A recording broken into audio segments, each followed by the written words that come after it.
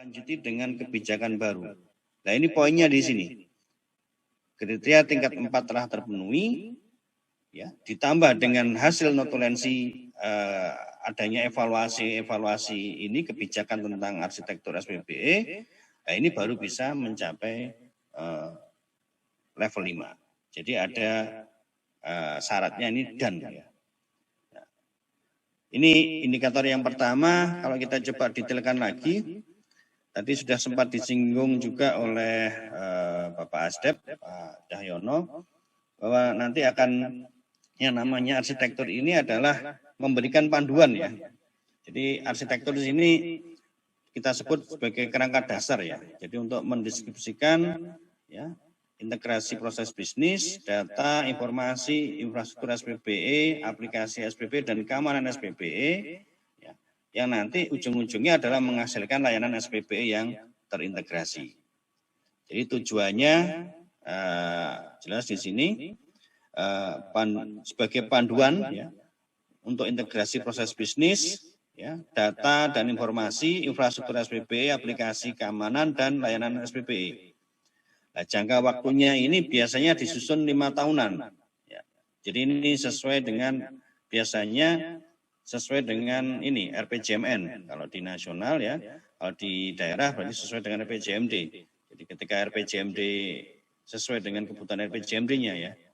Jadi RPJMD berganti, ada kemungkinan ya, dan harus bahwa arsitektur itu akan direview ya, ada perubahan mungkin ya. Nah, arsitektur SPBE ini kalau kita lihat kalau ingin didetailkan lagi, ketika dengan Bapak Ibu sekalian ingin mereview lagi, jadi kalau saya bilang ke rekan-rekan ini kalau kita masih berbicara kebijakan ini, artinya kita ingin mereview kembali, mengingat-ingat kembali apa yang ada di Perpres 95 2018. Jadi untuk arsitektur SPBE nasional ini mungkin bisa dilihat di pasal 7 nanti ya. Pasal 7 di Perpres 95 tahun 2015 bahwa arsitektur SPBE itu terdiri dari arsitektur SPBE nasional, arsitektur SPBE instansi pusat, arsitektur SPBE pemerintah daerah. Ya. Jadi nanti sudah dijelaskan oleh Pak Cahyono, nanti kan ada peraturan presiden nanti yang khusus membahas tentang arsitektur SPBE nasional. Tentunya lead-nya dari Permenpan RB nanti.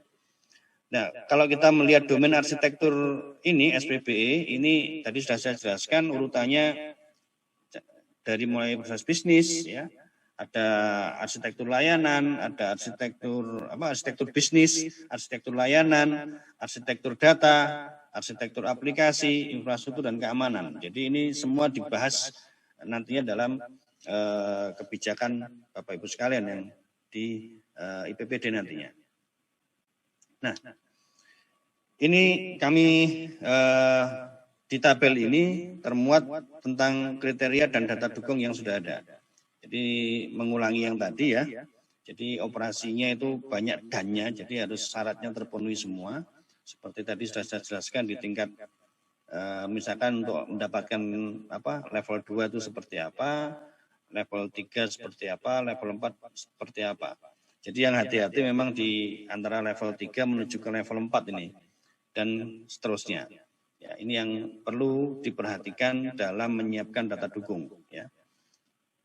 Baik, ini contohnya. Saya mohon izin teman-teman dari LAPAN ini saya mengambil contoh dari rekan-rekan LAPAN. Ini sudah ada peraturan lembaga ya, Perban nomor 2 tahun Perban 8 tahun 2000 nomor 2 tahun 2020 tentang penyelenggaraan sistem pemerintahan berbasis elektronik di lingkungan lembaga penerbangan dan nasional. Di sini kalau kita melihat bahwa ini sudah mencakup substantifnya sudah sesuai dengan apa yang ada di Perpres 95, di mana ada referensi arsitektur, ya. Kemudian ada domain arsitektur, 6 domain arsitektur sudah ada. Nah, ketika ini sudah mencapai level 3, dan tentunya karena ini dihitungkan di 2020, berarti berjalan di 2021. Tidak apa-apa. ditambahkan bahwa itu nanti ada level 5, level 4 ketika ditambah dengan evaluasi, ada notulensi review dan sebagainya. Nah, ini yang perlu diperhatikan. Nah, ini kenyataannya ketika kita flashback lagi, ini menarik bahwa sebelumnya sudah ada peraturan, ya.